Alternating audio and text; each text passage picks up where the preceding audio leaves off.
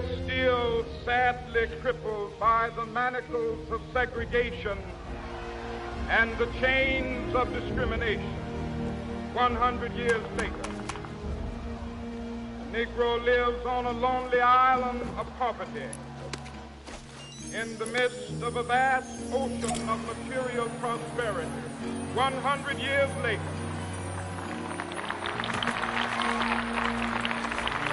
the Negro is still languished in the corners of American society, finds himself in exile in his own land. So we've come here today to dramatize a shameful condition. In a sense, we've come to our nation's capital to cash a check. And the architects of our republic wrote the magnificent words of the Constitution and the Declaration of Independence. They were signing a promissory note to which every American was to fall heir. This note was a promise that all men, yes, black men as well as white men, would be guaranteed the unalienable rights of life, liberty, and the pursuit of happiness. It is obvious today that America has defaulted on this promissory note insofar as her citizens of color are concerned. Instead of honoring this sacred obligation, America has given the Negro people a bad check, a check which has come back marked insufficient funds.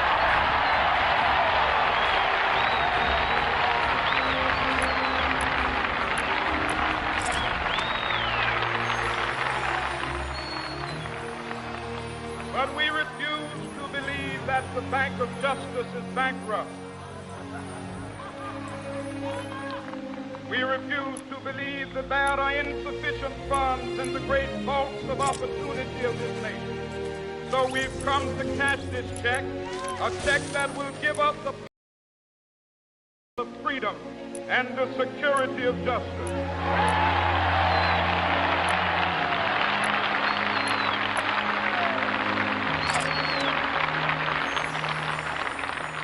We have also come to this hallowed spot to remind America of the fierce urgency of now.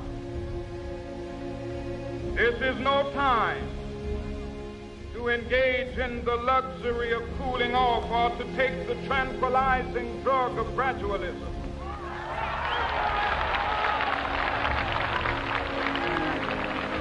Now is the time to make real the promises of democracy.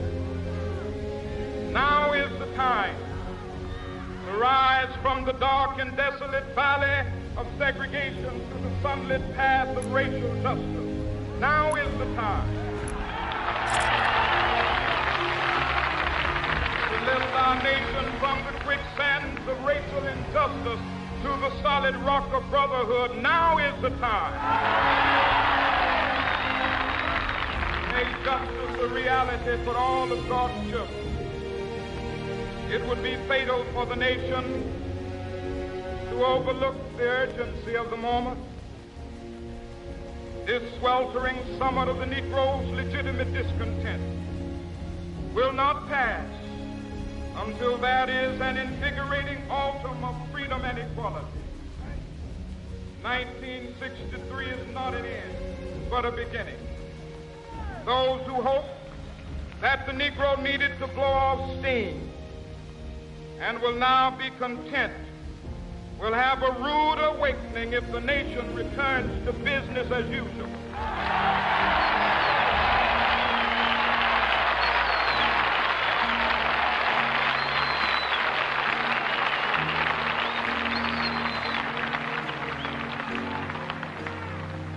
There will be neither rest nor tranquility in America till the Negro is granted his citizenship rights. The whirlwinds of revolt will continue to shake the foundations of our nation until the bright day of justice emerges. That is something that I must say to my people who stand on the warm threshold which leads into the palace of justice. In the process of gaining our rightful place, we must not be guilty of wrongful deeds. Let us not seek to satisfy our thirst for freedom by drinking from the cup of bitterness and hatred.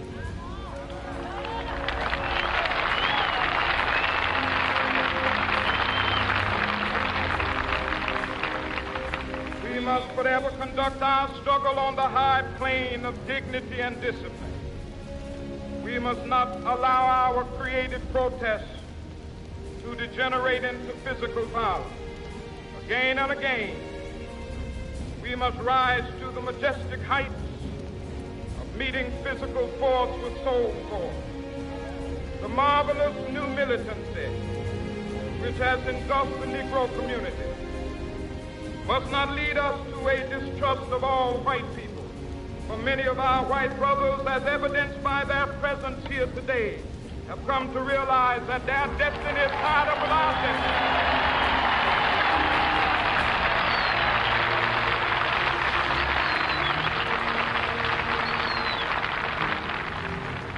They have come to realize that their freedom is inextricably bound to our freedom. We cannot walk alone. As we walk, we must make the pledge that we shall always march ahead. We cannot turn back. There are those who are asking the devotees of civil rights, when will you be satisfied? We can never be satisfied as long as the Negro is the victim of the unspeakable horrors of police brutality. We can never be satisfied as long as our body is heavy with the fatigue of travel, cannot gain lodging in the motels of the highways and the hotels of the city.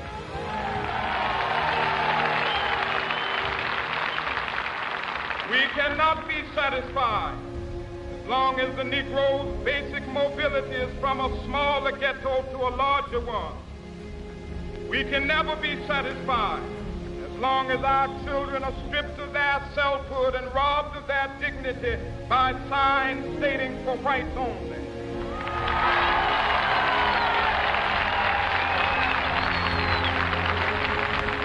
We cannot be satisfied as long as a Negro in Mississippi cannot vote and a Negro in New York believes he has nothing for which to vote.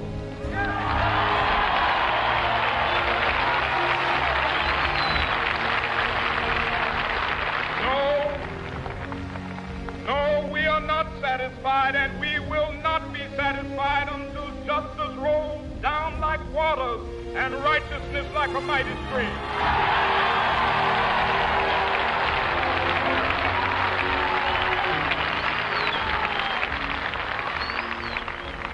I am not unmindful that some of you have come here out of great trials and tribulations. Some of you have come fresh from narrow jail cells. Some of you have come from areas where your quest for freedom left you battered by the storms of persecution, staggered by the winds of police brutality. You have been the veterans of creative suffering. Continue to work with the faith that unearned suffering is redemptive. Go back to Mississippi. Go back to Alabama. Go back to South Carolina. Go back to Georgia. Go back to Louisiana. Go back to the slums and ghettos of our northern cities, knowing that somehow this situation can and will be changed. Let us not wallow in the valley of despair. I say to you today, my friend,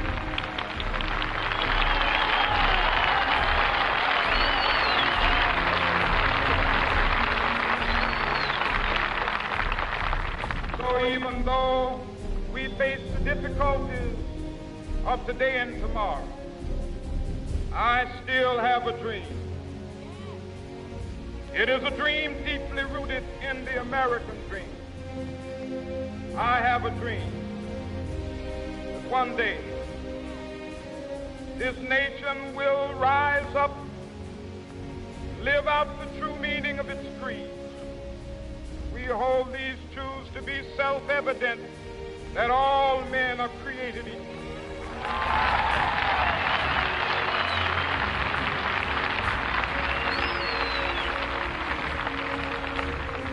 I have a dream that one day on the red hills of Georgia, sons of former slaves and the sons of former slave owners will they be able to sit down together at the table of brotherhood. I have a dream that one day, even the state of Mississippi, a state sweltering with the heat of injustice, sweltering with the heat of oppression, be transformed into an oasis of freedom and justice. I have a dream. My poor little children will one day live in a nation where they will not be judged by the color of their skin, but by the content of their character. I have a dream today.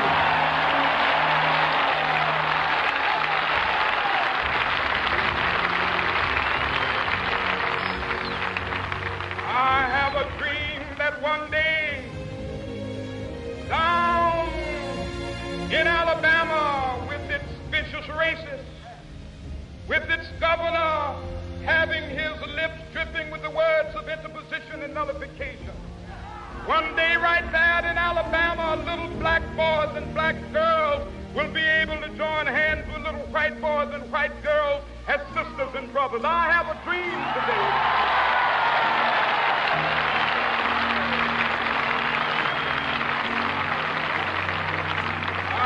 A dream that one day every valley shall be exalted, every hill and mountain shall be made low, the rough places will be made plain, and the crooked places will be made straight, and the glory of the Lord shall be revealed, and all flesh shall see it together. This is our hope. This is the faith that I go back to the South with. With this faith, we will be able to hew out of the mountain of despair a stone of hope. With this faith, we will be able to transform the jangling discords of our nation into a beautiful symphony of brotherhood. With this faith, we will be able to work together, to pray together, to struggle together, to go to jail together, to stand up for freedom together, knowing that we will be free one day.